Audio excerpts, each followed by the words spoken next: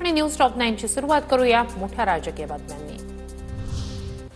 शिंदे फडणवीस फेविकॉल का जोड तुटेगा नहीं, आमच्यात कुठलेही वादविवाद नाहीत, एकनाथ शिंदेंचं वक्तव्य।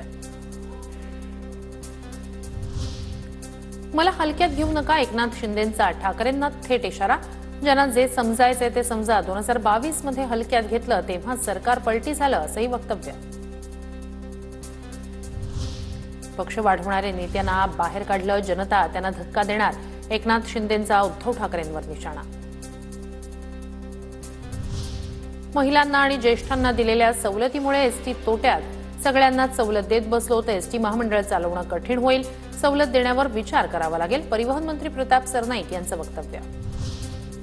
एसटी प्रवासात महिला आणि ज्येष्ठ नागरिकांची सवलत रद्द होणार नाही, प्रवाशांना दिलेलं वचन आम्ही पाळणार, परिवहन मंत्री प्रताप सरनाईक यांच्या वक्तव्यानंतर उपमुख्यमंत्री शिंदे यांची ग्वाही। निवडणुकीआधी सरकारनं केलेल्या जुमल्यांचा जाब विचारावा लागणार, मंत्री प्रताप सरनाईक यांच्या वक्तव्यानंतर खासदार सुप्रिया सुळे यांची सरकारवर टीका।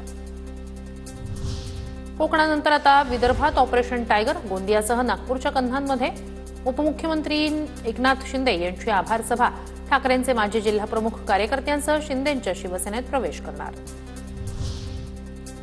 पक्ष फोडण्याची घाणेरडी सवय लागली, अजून किती मोठा पक्ष करायचा आहे, फुगा होईल आणि फुटेल, शिवसेनेच्या ऑपरेशन टायगरवर जितेंद्र आव्हाड यांचा टोला। महायुतीनं ऑपरेशन टायगर नाव दिलं, मात्र ऑपरेशन गद्दारी सुरू, ठाकरे गटाचे नेते वैभव नाईक यांचा निशाणा। दरम्यान मार्च महिन्यापासून उद्धव ठाकरेंचे दौरे सुरू होणार असल्याची माहिती।